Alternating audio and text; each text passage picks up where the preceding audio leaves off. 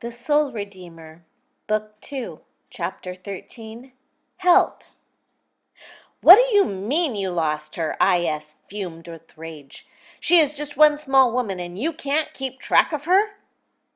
Death groveled on his knees with his head bowed low. I've got an army tracking her, my lord. I'm sure that we'll find them. What do you mean, them? I.S. asked. A woman named Maria left with Nicole, my lord. I.S. seized Death's neck and picked him up, holding him above his own head. Where did this Maria come from? Mexico, he choked out. I.S. dropped the Death spirit to the ground in front of him. You fool! They could be anywhere by now. I want every available seeker, scanner, and eavesdropping spirit on this case now, and keep me informed. Death backed out of his master's presence. Yes, my lord. It is done. Murder had been hiding in the shadows as his master took the blame for his negligence. He cowered and then began to choke as Death silently yet deliberately walked past him and into the darkness. Nicole and Maria came to the edge of what appeared to be a fairly small community. The dirt road they had been following led them to a residential area which they passed through unnoticed. After a few blocks, they found themselves on the edge of the business side of a town that was just waking up. The two ladies cautiously stepped onto the wooden boardwalk of a main street. If she had stepped into the western-looking town under better circumstances, Nicole would have enjoyed strolling the streets and exploring the quaint shops that hinted of another place and time. Suddenly realizing that they were entering civilization and that they probably didn't look very civilized after hiking all night, Nicole pulled Maria into an alcove of a building and looked her up and down. What you do, Miss Nicky? Nicole asked. How do I look? Maria's eyebrows puckered and she said, You look very tired. Black circles under eyes, hair messy, feet very dirty. She smiled widely and said, I say you look beautiful. Very funny. I don't want it obvious to everyone that we're on the run. I wish I had my brush. Here, let me just straighten out your hair. Nicole ran her fingers through the tangles of Maria's short dark hair, and then she did the same with her long brown hair. Somewhere along the way she had lost the clip that held it out of her face. They stepped out of the alcove, and Nicole's heart seemed to skip a beat as a delivery truck passed by. The town was quickly coming to life as people were arriving and opening their shops. As they rounded the corner, the smell of fresh bread assaulted their noses and their stomachs growled simultaneously.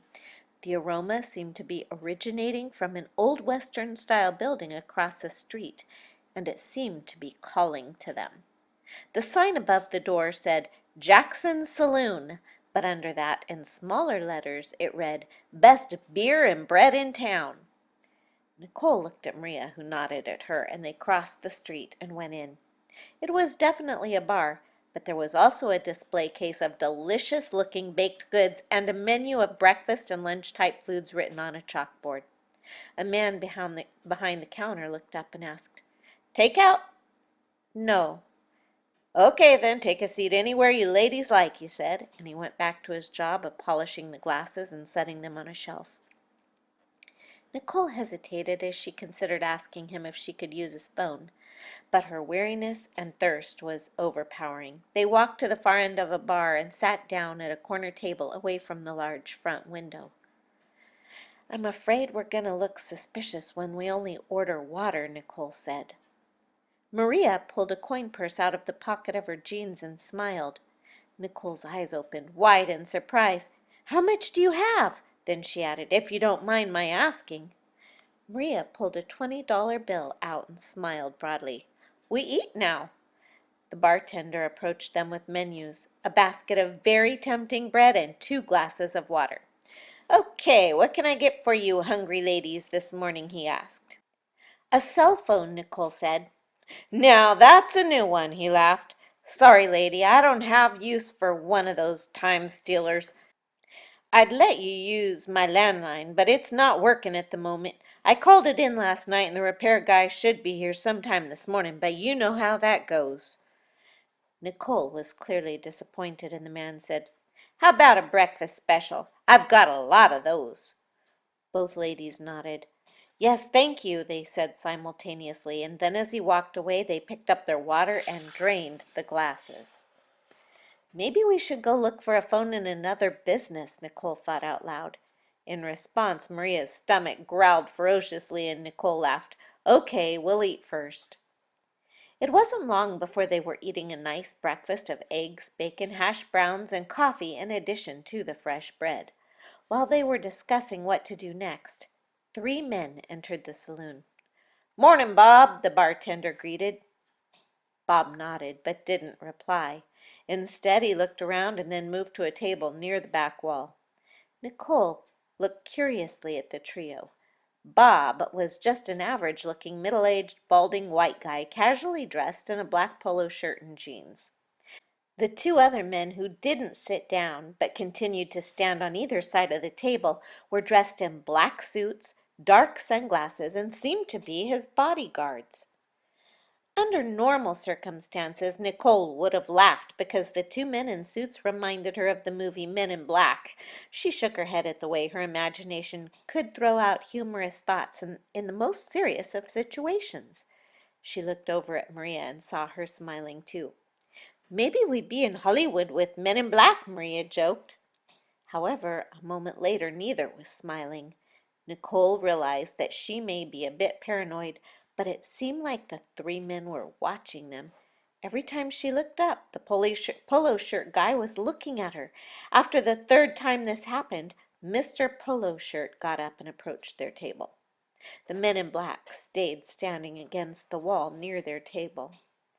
"I know this may sound a bit forward, ma'am, but by any chance would you happen to be Nicole Bailey?" Nicole hoped that the fear she was feeling didn't show. "Why would you want to know my name?" she questioned. "I have a very good reason for asking." He reached into his pocket and pulled out a badge. He flashed it at her, then tucked it back into the front pocket of his jeans as he introduced himself. "I'm Detective Bob Miller, Special Services Division, Washington, D.C. Law Enforcement. If you would happen to be Nicole Bailey, then I have some information that may be of use to you." He paused a moment as he looked directly into her eyes and added, "I can assure you that I am here to help. That is, if you are Nicole Bailey and in need of some help." There was something in his eyes that made Nicole want to trust him. She glanced at Maria, who nodded slightly. "Yes, I am Nicole Bailey, and the only help I need right now is to borrow a cell phone. If you'd allow me to use yours, I'd be very grateful." He half smiled, then replied, "Thank you for being honest about your identity, ma'am. However, I can't allow you to use my phone, but I believe that I can assist you." "Well," Nicole said, "all I need right now is to borrow a cell phone, so I guess you can't really help me," Nicole replied. She realized she wasn't being kind, but she wasn't in the mood to trust just anybody, badge or not. She turned her attention from him back to her breakfast as she took another bite, silently dismissing him. Mr. Polo Shirt Detective took a deep breath. He was still half smiling, but it was now the kind that was laced with impatience and frustration. He looked towards the door as a man and woman entered, then back at Nicole. They heard the bartender greet them with familiarity, and in a very low tone the detective said, "Look, lady, I'm trying to help you here. I have some things in my truck that I'd like to see if you can identify, so if you'd be so kind as to look at them, I'd appreciate it." Nicole's curiosity was aroused. She thought he was going to say something else, but he remained quiet, waiting for her response. She suddenly felt a little sorry for him as she realized he looked almost as tired as she felt. She nodded. "Okay." He looked into her eyes as if to silently confirm that she wouldn't run away. Apparently satisfied, he said, "I'll be right back," and then he disappeared out the front door. Nicole glanced over at the silent bodyguards who remained standing against the wall looking straight ahead. A moment later the detective came back in holding a small cardboard box. He pulled up a chair and sat down at their table. "Mrs. Bailey, I would appreciate it if you'd tell me if you recognize any of these things."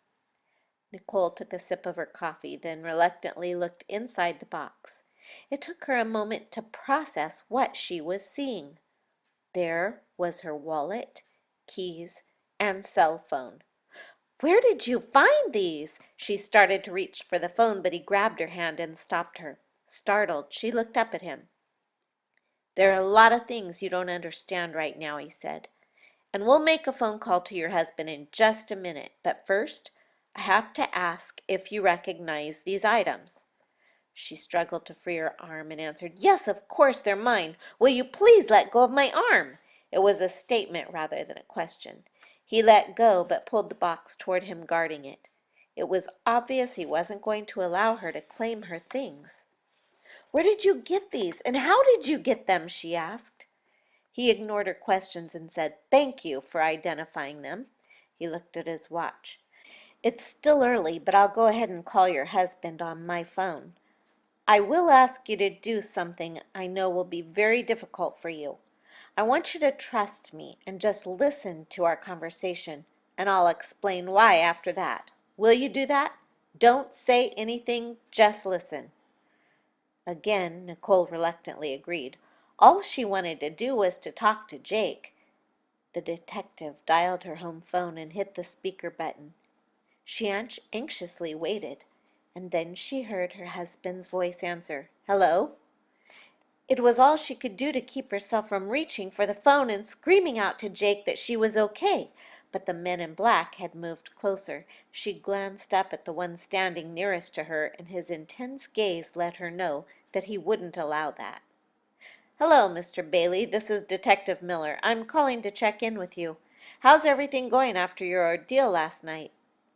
Nicole was expecting to hear fear and anxiety in his voice, for him to question the detective about any new information he might have about her. She was waiting for the detective to tell him that she was okay. Instead, Jake calmly said that everything was fine. She heard him say, "Nicole is very sad and upset about losing her dog, of course, and she's pretty sore, but the doctor said there are no broken bones and her bruises will heal. Other than that, she seems to be okay." Detective Miller said, "I'm sure it was a very traumatic experience for her, but I'm glad to hear she's okay. Is there anything else we can do for you?" "Do you have any more information on Eddie or Maria or whoever they are and why they did this?" Jake asked. "We're working on all that, Mr. Bailey, and we'll let you know as soon as we have information to share." In shock and disbelief, she listened to Jake's voice respond, "Thanks, Detective. I'd appreciate that. We're very grateful for all your help. Thank you for calling." When Jake hung up, it seemed as if the disconnection of the phone line also disconnected her lifeline, as well as the hope of getting home any time soon. Something was terribly wrong, but what? Her mind was swirling as she tried to comprehend what she had just heard. Panic began to overtake her. "What's happening, Detective? I'm not home, but Jake thinks I am. Someone is in my home pretending to be me. Who? Who would do that?" He lightly patted her hand to try to calm her. "Lady, there are many things you can't understand right now. But what I can tell you is that you have gotten the attention of some very bad people that have been tracking and investigating you for a long time. They arranged this whole event to look like just a robbery. I've been watching this operation carefully and had reason to believe that they might be targeting you. That's why I was able to recover your things. They ditched them the way they would if it would have been a mugging, and I picked them up." The detective's effort to calm her didn't work. None of what he had said just made any sense. Nicole jumped up and started to run out the door, but the men in black stopped her. She fought against them, trying to break free. "You don't understand. I have to get home now." Detective Miller looked around. The customers were gone and the bartender was in the back room. He drew close to Nicole and said, "You must quiet down and not draw attention to us." Even in her frantic state of mind, she thought he must be kidding. Like his two bodyguards wouldn't draw attention. She felt the battle rising up within her. She suddenly grew very still as the world around her disappeared, and she withdrew into herself. Dissociation was threatening to overtake her mind as she searched for a way to process and handle this new kind of terror, but the defense mechanisms that had worked in the past were not so easily accessible. She stood unaware of her surroundings as her mind was working hard to make sense out of this situation that was beyond her comprehension. Surely they were all mistaken. If she could convince that mean man of this, she could go home. But wait, Jake thought she was home. This was beyond comprehension as well. She wouldn't have believed it if she hadn't heard him say it himself.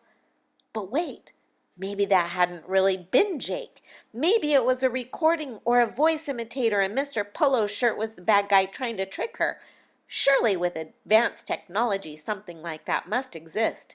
It seemed like some part of her from deep within was screaming out for her to run, but she was unsure how to get past the men in black.